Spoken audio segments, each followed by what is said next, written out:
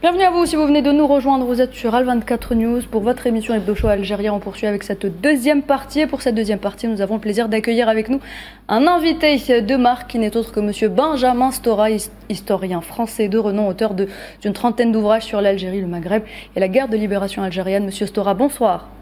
Bonsoir. Merci d'être avec nous ce soir, merci d'avoir accepté notre invitation. Merci de m'inviter. Alors, monsieur Stora, on va tout de suite entrer dans le vif du sujet. On a remarqué, on va parler de toute l'actualité qui se déroule en ce moment. On va commencer par l'histoire, ensuite on ira vers ce qui se déroule actuellement. Alors, on a remarqué, monsieur Stora, deux poids, deux mesures sur certaines questions mémorielles. Monsieur Stora, est-ce qu'on peut notamment citer, on l'avait évoqué la semaine dernière ici sur le plateau, le cas Maurice Papon, reconnu comme criminel pour son rôle dans les rafles du Veldiv, mais pas pour son rôle macabre dans les atrocités contre les Algériens qui se sont tenues le 17 octobre 61 à Paris. Selon vous, pourquoi est-ce que l'absence de reconnaissance claire des crimes coloniaux empêche aujourd'hui la réconciliation sincère entre Alger et Paris, monsieur Stora? La question mémorielle est évidemment une question centrale presque, puisqu'il y a et l'Algérie une histoire de 132 ans coloniale. Et donc, c'est il ne peut pas être un peu extra. Sur les questions, donc, on joue un rôle, et donc l'histoire de cette longue période de présence. Alors, pour dans le vif du sujet. Alors, monsieur Stora, excusez-moi de vous couper la parole, oui, monsieur Stora, on a du mal à vous entendre. Vos mots sont hachés, on va demander à la technique d'essayer de régler ça pendant un petit instant. Je me tourne vers vous en régie, est-ce que vous pouvez régler ce problème rapidement, s'il vous plaît? En attendant, on va continuer justement à parler... Voilà, essayez de régler ça rapidement et de me tenir au courant, monsieur Stora. On s'excuse. Encore une fois, on revient vers vous dans quelques instants. Voilà, donc Mahdi, on en revient donc à ce débat autour de la question mémorielle, une question très importante, nous le disions à l'instant avec monsieur Stora. Vous, de votre côté, Mahdi, pourquoi est-ce que l'absence de reconnaissance claire des crimes coloniaux empêche aujourd'hui la réconciliation sincère entre Alger et Paris? Parce que l'Algérie l'a dit, redit à travers son président de la République, l'Algérie ne quémande pas de l'argent, ne quémande pas de rétribution financière ou monétaire. L'Algérie demande la simple reconnaissance des crimes et du génocide qui a été commis en Algérie pendant la guerre de colonisation. Elle ne demande rien d'autre. D'accord ? On ne va pas demander, nous, Algérie, un pays qui n'a pas de dette, à un pays qui est endetté à hauteur de 3 400 milliards d'euros, de nous donner de l'argent. Ça serait utopique. La seule chose qu'on veut, c'est que la vérité soit écrite dans les livres d'histoire, et ce, partout dans le monde. Rien de plus. L'Algérie n'a jamais été demanderesse de X autre chose que la vérité de l'histoire qui a été commise, des atrocités et du crime contre l'humanité qui a été fait en Algérie. Parce que c'est un crime contre l'humanité qui a été fait en Algérie. Quand vous enfermez des centaines de personnes dans des grottes et que vous mettez le feu aux grottes en bloquant l'issue, oui, c'est des Oradour-sur-Glane en pagaille qu'il y a eu en Algérie. C'est un fait. C'est l'histoire qui le dit, c'est un fait. Il faut reconnaître les crimes qui ont été commis. L'Algérie ne demande rien d'autre. Donc, quand on voit la vérité en face, eh ben, à un moment, on peut avancer. Mais tant que tu caches la vérité, tant que tu caches la poussière sous le tapis, eh ben, la poussière, à un moment ou à un autre, elle va ressortir d'en dessous du tapis. Donc, tant que la vérité ne sera pas affrontée des deux côtés, en se disant les choses, en se parlant et en se parlant honnêtement, eh ben, on continuera à faire justement des situations, ou à créer des situations comme elles sont actuellement, des situations bloquées. Rien de plus. La revue de Djesh, Mahdi parlait on parlait tout à l'heure de l'éditorial de la revue de Djesh, de l'Armée nationale populaire, parlait de crimes de guerre, crimes contre l'humanité commis par le colonisateur français. Mais c'est le cas. Mais c'est le cas. On ne peut pas appeler ça. On peut pas appeler ça, Faisal, des événements. C'est pas des événements. Ils ont essayé de de désacraliser en fait ce qui s'est passé en disant que c'était des événements. des événements tragiques. Après, ils ont rajouté le mot tragique pour, en quelque sorte, un peu aggraver le sens. Non, non, ce ne sont pas des événements. Ce ne sont pas des événements tragiques, c'est des crimes contre l'humanité qu'il y a eu lieu pendant 132 ans de colonisation, d'accord, où Maurice Papon a été jugé pour des faits similaires pour la rafle du Veldiv, mais n'a jamais été jugé pour le 17 octobre 61. Moi, je demande pourquoi ce deux poids de mesure. Pourquoi la vie d'un occidental est plus importante que la vie d'un Algérien? Pourquoi la vie d'un occidental est plus importante que la vie d'un Africain? Parce que nous sommes africains. Donc pourquoi le Maurice Papon a été jugé coupable de crimes contre l'humanité pour la rafle du Veldiv et pourquoi il n'a pas été jugé pour ce qu'il a, les atrocités et tous les meurtres qu'il a commandités pour le 17 octobre 61. Ça, c'est une question à quoi on doit trouver une réponse pour pouvoir avancer, tout simplement. Les rafles du Vélodrome d'hiver, c'était en 1942 contre les Juifs, pour faire le rappel, et le massacre du 17 octobre 1961, c'était contre les Algériens qui manifestaient pacifiquement. Il faut noter que Maurice Papon, ce préfet de sinistre réputation, a été décoré plus tard par le général de Gaulle pour ce qu'il a fait. Il est resté préfet de Paris jusqu'à 1967, c'est-à-dire 10 ans après les massacres commis en 1961. Et à ce jour, Mahdi, la France n'a pas reconnu ce qui s'est passé cette nuit-là, cette nuit affreuse, comme un crime d'État. À ce jour, il n'y a pas eu de reconnaissance, comme il n'y a pas eu de carte pour les zones où il y a eu des mines, comme il n'y a pas eu de... L'Algérie attend toujours les plans des sites où il y a eu des explosions nucléaires dans le sud algérien en 1967, comme il n'y a pas eu de dossier ouvert par rapport aux disparitions forcées des années 50 en Algérie. Et vous avez raison, Mahdi, de rappeler que la colonisation n'a pas commencé en 1954, comme on a tendance à le dire, les événements d'Algérie. 1954 à 1962, c'était la guerre de libération nationale, mais la colonisation a bien commencé en 1830, avec tous les massacres, les enfumades, les répressions, les spoliations, les détournements, les déplacements des populations qui ont commencé à partir de 1830 en Algérie contre la population civile. Moi, je m'en fous de la stèle que fait Anne Hidalgo, je le dis, hein, j'habite également, vous le savez tous, la maire de Paris. À Paris. Je m'en fous, moi, de la stèle qu'a fait Anne Hidalgo au bord de Seine pour dire ici sont morts tant d'Algériens. Non, non, non, c'est pas ça, moi, ce que je veux. C'est pas une stèle. L'Algérie peut en fabriquer des millions de stèles. C'est pas le problème de la stèle. Moi, je veux une reconnaissance et le gouvernement algérien veut une reconnaissance. Elle ne veut pas d'argent, encore une fois. Elle n'est pas dans le besoin pour demander de l'argent. Elle veut une reconnaissance des crimes qui ont été commis pendant la guerre de colonisation. C'est simple, net et précis. Rien de plus. C'est tout ce que l'Algérie souhaite, c'est ça. C'est de regarder l'histoire en face. Et pas de se cacher derrière les années de la colonisation en disant c'est pas nous, c'est pas grave, c'est passé. Non, c'est pas du passé. Le passé, la cicatrice ne sera jamais refermée tant que la vérité n'aura pas fait n'aura pas la place qu'elle a dans l'histoire. Alors justement, messieurs, on a eu votre avis, vous, autour de la table. On va aller maintenant du côté de monsieur Benjamin Stora. Monsieur Benjamin Stora, vous m'entendez bien? Je vous entends très bien. Très bien. Alors, monsieur Benjamin Stora, je vais vous reposer la question que je vous ai posée tout à l'heure. Pourquoi est-ce que l'absence de reconnaissance claire des crimes coloniaux empêche aujourd'hui une réconciliation sincère entre Alger et Paris? Vous savez, la entre guillemets qui est entre Alger et Paris et de la est une relation construite, qui ne se décrète pas. Ce n'est pas simplement ou un seul acte qu'on peut réparer la colonisation. C'est-à-dire qu'il faut construire patiemment à partir de toute de gestes, de sens, tels que par exemple l'assassinat de Larbi Benni, de Ali Boumengel pendant la bataille, mais la bataille d'Alger, concret, peut être porté à la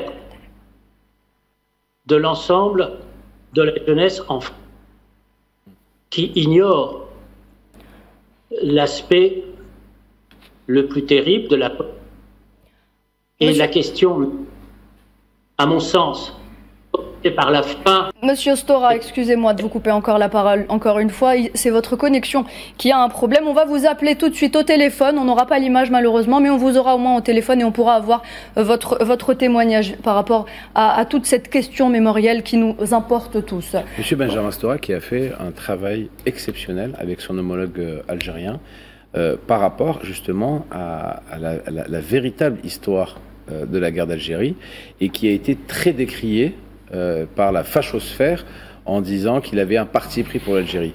Monsieur Benjamin Stora n'a pas un parti pris pour l'Algérie. Monsieur Benjamin Stora est quelqu'un qui veut relater des faits réels et qui veut dire la vérité. Ce n'est pas avoir un parti pris de dire qu'il y a eu des crimes atroces et des crimes contre l'humanité qui ont eu lieu pendant 132 ans en Algérie. Et malheureusement, Benjamin Stora a été attaqué très fortement sur les différentes plateformes, sur les réseaux sociaux. Il est attaqué constamment chez nos amis, entre guillemets, du groupe Bolloré en disant qu'il a vendu la France justement à l'Algérie, et alors qu'il ne fait que son travail pour lequel c'est une passion qui est un travail d'historien. Donc un historien relate des faits qui ont eu lieu dans le passé. Mais il est reconnu pour sa rigueur académique. C'est quelqu'un qui a été membre de jury de nombreux chercheurs et historiens français. Tant qu'il a déjà sa renommée est indiscutable, que ce soit en France ou à l'extérieur de la France.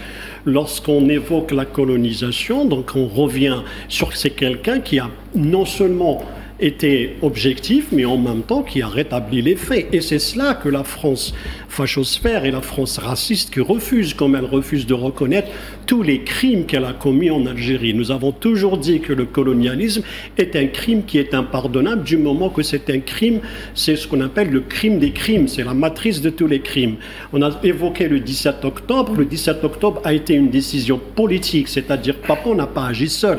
Il y avait l'approbation du ministre de l'Intérieur et du gouvernement français. C'est pour illustrer le fait que cet événement-là fait partie d'une série de crimes contre les Algériens commis pendant 132 ans. Très bien, merci Kamel. On retourne du côté de Monsieur Benjamin Stora. Monsieur Benjamin Stora, est-ce que vous m'entendez bien? Bonsoir, vous m'entendez? Oui, on vous entend très bien. Merci d'avoir été patient. Merci beaucoup. Pas de problème. Alors, mais monsieur... ce que je disais rapidement, si vous m'entendez bien... Bien sûr, oui, allez-y. C'est qu'une histoire aussi longue, aussi compliquée et cruelle, qui a duré 132 ans, ne peut pas s'aplanir, ne peut pas se régler par un seul geste ou un seul discours ou un seul mot.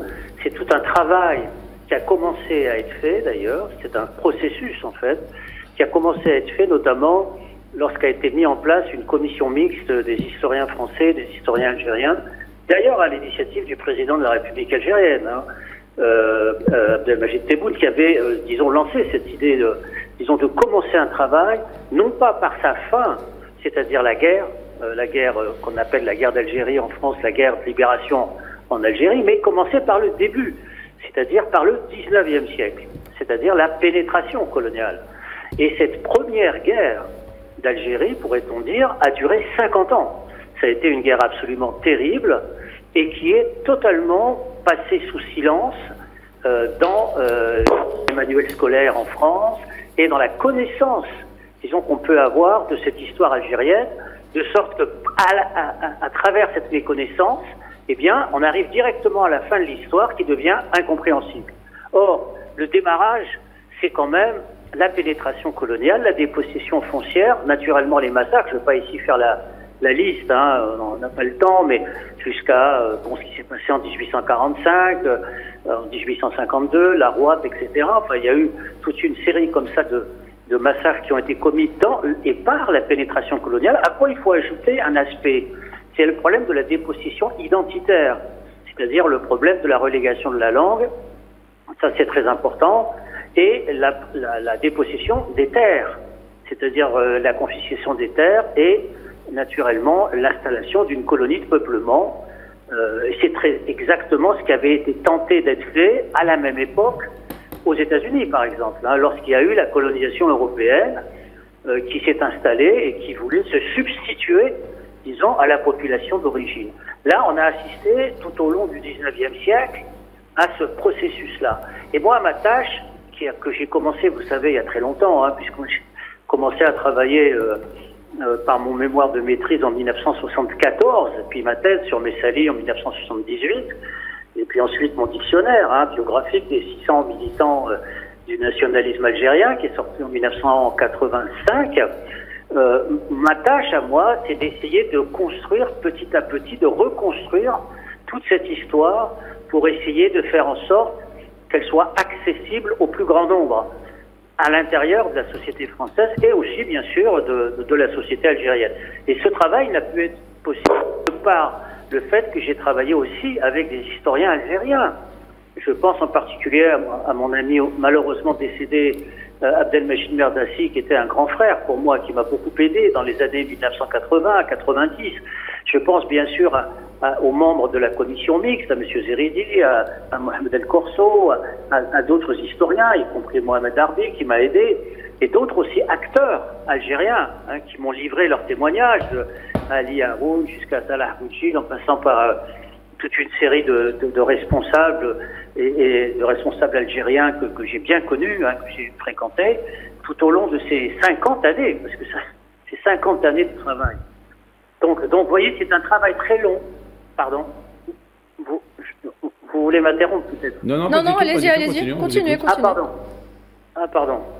J'ai cru que quelqu'un voulait m'interrompre. Non, allez-y, vous pouvez continuer. Ah d'accord. Pour essayer d'aller le plus rapidement possible, on a commencé à mettre en place une chronologie de cette pénétration coloniale, une chronologie très fine, très importante, sur 50 ans, puis ensuite, bien sûr, un inventaire des biens à restituer à l'Algérie, en particulier en se centrant sur la personnalité de l'émir Abdelkader, donc qui a été dépossédé de sa collection en particulier d'ouvrages. Il avait des centaines et des centaines, des milliers d'ouvrages qui ont été pris, qui ont été volés. Donc ces bâtons de commandement, toute une série d'objets symboliques qui ont été pris et que la France devrait restituer. Donc c'était aussi la tâche qu'on s'était assignée dans cette commission. C'était aussi, bien sûr, le partage des archives. Il y a beaucoup d'archives sur toute cette histoire et ce travail, dans le fond, ne fait que commencer. Alors, ça ne veut pas dire, bien sûr, qu'on n'a pas de point de vue à avoir sur ce qu'est le système colonial. Comme ça a été dit par vos interlocuteurs avant, le point de vue est très clair. Enfin, le mien, en tout cas, il est très clair. Depuis 50 ans, c'est en fait que le système colonial a été un système de dépossession de ce qu'a été la nation algérienne, de ce qu'a été le peuple algérien. Donc le problème, c'est là, effectivement, réappropriation de la souveraineté perdue. Et donc tout le travail qui a été mené et que j'ai mené avec d'autres, c'est précisément de reconstruire, de construire tout ce récit national confisqué pour essayer de le faire partager au plus grand nombre. Voilà, j'espère que je me fais entendre parce qu'il y a plein de bruits, malheureusement, qui viennent parasiter mon intervention. Non, vous inquiétez pas, on vous entend très bien, Monsieur Stora. Vous m'entendez bien, d'accord. Oui, très bien, Monsieur Stora. Je voulais vous poser une question. Votre rapport, allez-y, votre rapport, les questions mémorielles portant sur la colonisation et la guerre d'Algérie, qui a été, donc vous avez remis au président français Emmanuel Macron en janvier 2021, apporté quelques gestes symboliques par rapport à ce passé colonial. Mais on a constaté qu'il y a eu beaucoup de critiques de la part d'une partie de la classe politique française. À quoi liez-vous justement ces résistances par le refus, par exemple, de reconnaître un passé colonial lourd et réel? Vous savez, j'ai été très vivement attaqué par exemple, Louis Alliot à Perpignan, qui a fait, dans sa mairie de Perpignan, une exposition contre mon rapport. Une exposition entière dans la mairie de Perpignan. Il y a une sénatrice des Républicains qui s'appelle Valérie Boyer, qui a demandé qu'on me retire tous mes titres. Monsieur Stora, allô? Oui, on vous entend. Il faut préciser. Lorsque j'ai proposé aussi l'entrée de Gisèle Halimi au Panthéon, je me suis heurté aussi à des pétitions, en particulier de filles de Harki, qui étaient contre l'entrée de Gisèle Halimi au Panthéon. Et donc ça a été très très difficile, plus évidemment un nombre incalculable d'articles de ce qu'on pourrait appeler entre guillemets la fachosphère, qui voulaient absolument ne rien entendre de toutes les préconisations que je pouvais faire valoir. Ça allait bien sûr de de Ali Boumengel à l'armée Ben Midi, le 17 octobre, les essais nucléaires, etc. Et c'était vraiment un tir de barrage qui a été très difficile, venant effectivement d'une partie de cette classe politique située à l'extrême droite, à la droite, et malheureusement, disons que la gauche française traditionnelle, dans le fond, m'a assez peu soutenu sur ce travail. C'est-à-dire qu'il n'y a pas eu, par exemple, de mobilisation citoyenne forte pour imposer un certain nombre de choses. Bon, ça, c'est le passé. Le problème maintenant, c'est de voir ce qui a été réalisé, ce qu'on peut faire maintenant, essayer de reprendre des fils, de reprendre des liens, etc. Il faut préciser, Monsieur Stora, que quand vous parliez de Louis Alliot, ancien compagnon de Marine Le Pen, président du Rassemblement national, ancien secrétaire général du Rassemblement national avec Jean-Marie Le Pen. Donc ça donne un peu le pédigré du haut racisme que comporte ce personnage. Il faut aussi savoir qu'à Perpignan, il a dédié une place à des sanguinaires qui ont été là pendant la guerre de libération nationale. Donc c'est un triste personnage qui est évidemment... Ce que je voulais vous dire, c'est que peut-être que d'ici 2 ans, ces gens risquent d'arriver au pouvoir en France. C'est ça qui Moi, mon problème, c'est de sanctuariser ce qui a été déjà réalisé. C'est-à-dire la reconnaissance officielle par la France des assassinats et des enlèvements de toutes les personnalités que j'ai déjà mentionnées, de sanctuariser le fait qu'il y a l'ouverture des archives et le partage des archives. Et moi, mon problème, c'est que si aujourd'hui ou demain, l'extrême droite arrive au pouvoir, elle va détricoter, entre guillemets, l'ensemble, disons, de ces mesures qui étaient un démarrage, en fait. J'en ai bien conscience. C'était pas quelque chose d'extraordinaire. C'était pas la fin d'un travail, c'était le démarrage d'un travail. Moi, ce que j'ai peur, c'est qu'il y a un détricotage qui soit accompli. On l'a vu, par exemple, aux États-Unis, avec aujourd'hui le fait de fermer des musées, de changer les manuels scolaires, de réhabiliter la question de l'esclavage et du sudisme. Tout ça, c'est en ce moment, c'est une bataille terrible, une bataille idéologique, très dure, qui se mène aujourd'hui aux États-Unis entre les intellectuels, les historiens, notamment américains, et puis l'administration actuelle. Je pense qu'en France, aujourd'hui, cette bataille idéologique, elle a d'ores et déjà commencé. On est dans cette bataille idéologique, qui est une bataille très difficile, mais qu'il faut mener, bien évidemment. Donc d'après vous, ils veulent fausser l'histoire. Ils veulent en quelque sorte effacer l'histoire telle qu'on la connaît pour mettre une histoire beaucoup plus édulcorée à leur goût, pour se faire passer pour les bons samaritains. C'est-à-dire qu'ils veulent en fait mettre en application ce qu'ils avaient proposé en 2005, ne l'oublions pas, lorsqu'ils avaient fait voter à l'Assemblée nationale en 2005, française, l'aspect positif de la colonisation. Et la majorité de l'Assemblée nationale avait voté cette loi, qui ensuite a été abrogée dans son article 4 par le président Chirac à l'époque. Mais c'est ça la difficulté. C'est le fait de vouloir maintenant expliquer la mission civilisatrice de la France.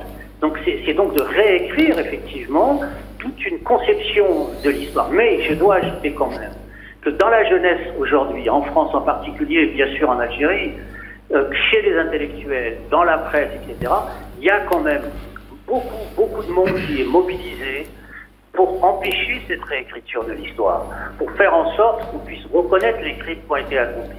Il y a une vraie prise de conscience. Je l'ai vu, moi.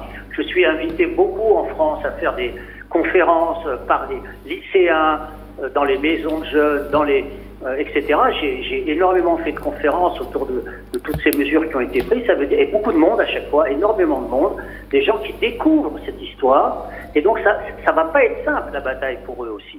Monsieur, j'espère, de la gagner.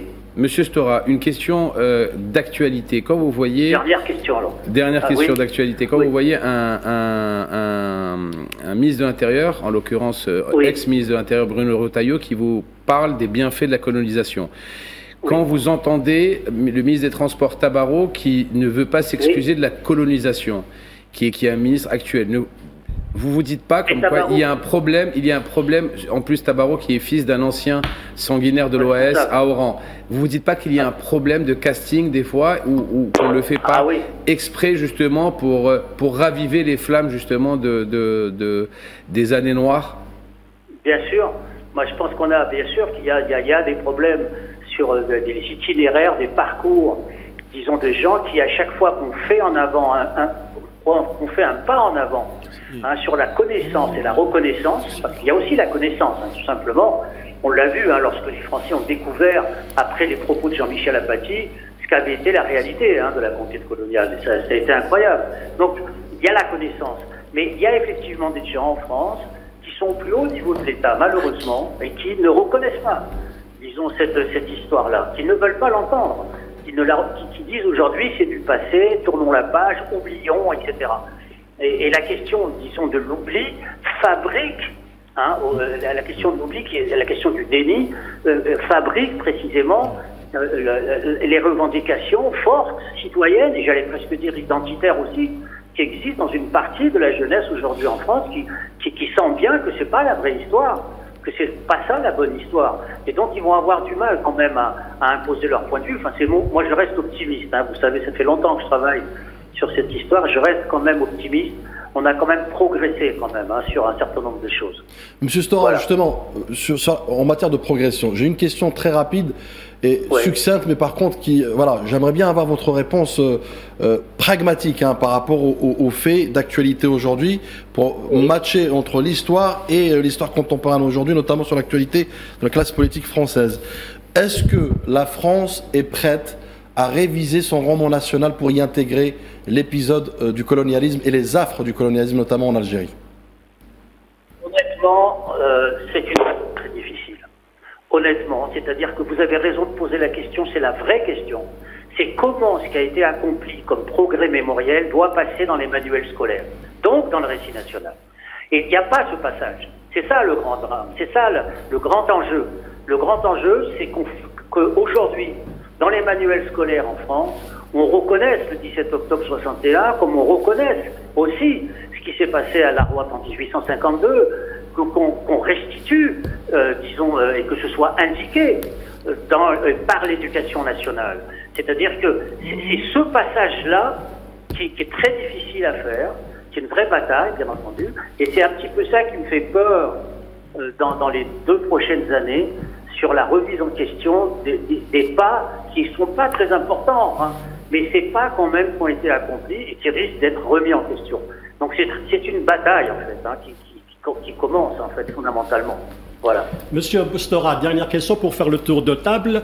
On entend une musique qui se répète très souvent, c'est celle d'accuser les autorités algériennes, notamment les responsables, de jouer sur la rente mémorielle. C'est-à-dire qu'à chaque fois, cette occasion revient chez deux pans entiers de la classe politique française et dans les rédactions.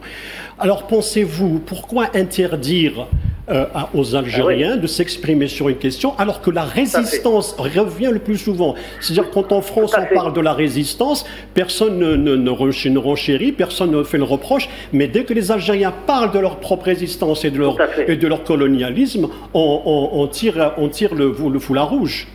Tout à fait. C'est-à-dire que pour moi, quand j'ai parlé de rente mémorielle, je parlais des rentes mémorielles des deux côtés, pas d'un seul côté. Malheureusement, comme vous le savez, on n'est que du côté algérien. Mais tous les récits nationaux se sont construits, entre guillemets, sur des mémoires particulières. Je veux dire, les chronologies, les dates de commémoration, les symboliques, les héros patriotiques, tout ça, ça fait partie de l'histoire de chacune des nations. Donc, effectivement, vous avez parfaitement raison.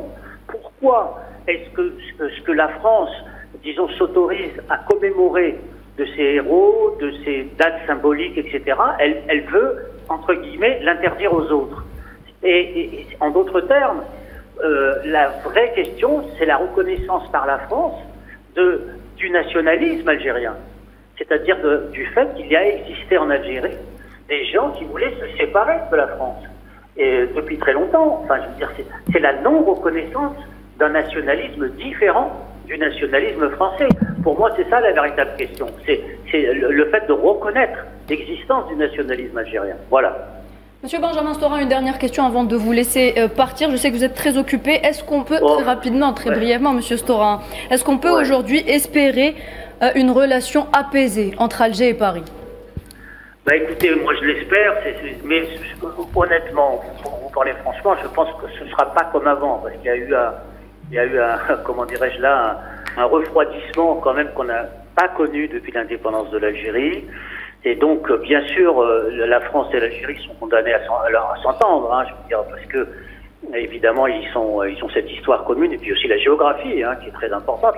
L'Algérie, ça a été dit par un de vos intervenants, l'Algérie est un immense pays, c'est un pays continent, et il n'est pas possible que la France se désintéresse, entre guillemets, de ce qu'est l'Algérie. Donc, obligatoirement, les choses, naturellement, les relations seront reprises. Mais, effectivement, dans le fond, chaque crise, et celle-là en est une très importante, nous devons en tirer des leçons pour repartir effectivement sur d'autres bases, c'est-à-dire sur le fait que il y a effectivement une souveraineté algérienne, une histoire, un nationalisme algérien qu'il faut appréhender tout simplement, qu'il faut connaître tout simplement.